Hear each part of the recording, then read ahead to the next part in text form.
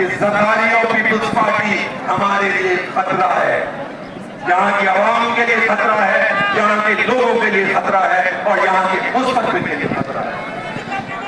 इसलिए सिंध से जान छुड़वानी है तो मैं जरा उसी अंदाज में कहूँ जिस अंदाज में इनको समझ में आता है। वो उनका जो अंदाज है, वो कार्ड खेलते हैं, वो ये कि आसिफ अली भुट्टो बोलूंगा मैं।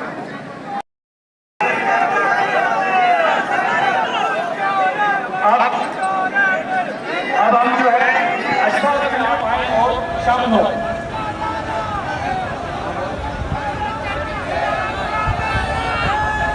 मुस्लिम लीग फंक्शनल का काफिला भी आ रहा है, आ चुका है, वो भी आए, ज्वाइन करें। देखिए जी, एहतजाज हो रहा है, उसको कामयाब किया है।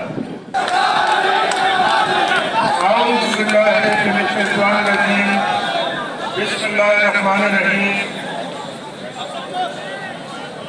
मैं अपने मौजूद कारकुनान का, तमाम जो सियासी जमातें हैं उनके कारकुनान का और उनकी लीडरशिप का